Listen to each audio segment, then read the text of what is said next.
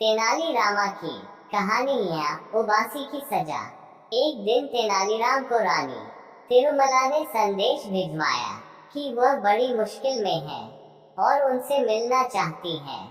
रानी का संदेश पाकर तेनालीराम तुरंत रानी से मिलने पहुंच गए।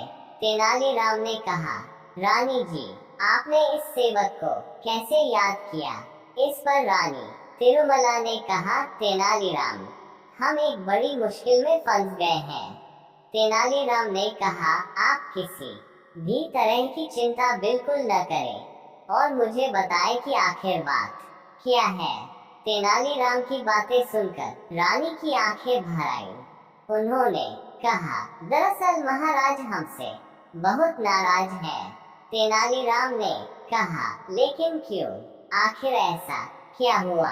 रानी ने बताया, एक दिन महाराज हमें एक नाटक पढ़कर सुना रहे थे और तभी अचानक हमें उबासी आ गई। बस इसी बात से नाराज होकर महाराज चले गए। रानी ने तेनालीराम से कहा, तब से कई दिन बीत गए हैं, लेकिन महाराज मेरे पास नहीं आए हैं। मैंने गलती न होते हुए भी महाराज से माफी भी मांग ली थी, लेकिन महाराज पर इसका कोई असर नहीं हुआ। अब तुम ही मेरी इस समस्या का समाधान बता सकते हो तेनालीराम। तेनालीराम ने रानी से कहा, आप बिल्कुल भी चिंता न करें महारानी, आपकी समस्या दूर करने की मैं पूरी कोशिश करूंगा। महारानी को समझा बुझाकर तेनालीराम दरबार जा पहुंचे। महाराज कृष्णदेव राय राज्य में चावल की खेती को लेकर मंत्रियों के साथ चर्चा कर रहे थे। महाराज मंत्रियों से कह रहे थे, हमारे लिए राज्य में चावल की उपज बढ़ाना आवश्यक है।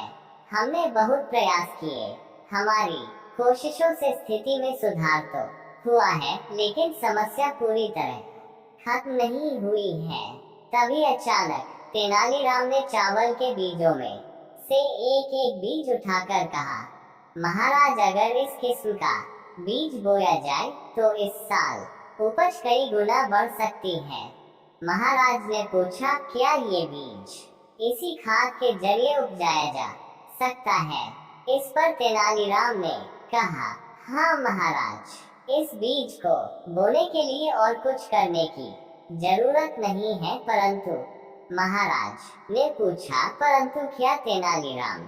तेनालीराम ने जवाब दिया, शर्त यह है कि इस बीज को बोने, सींचने और काटने वाला व्यक्ति ऐसा होना चाहिए जिसे जीवन में कभी उबासी न आए हो और न ही कभी उसे उबासी आए।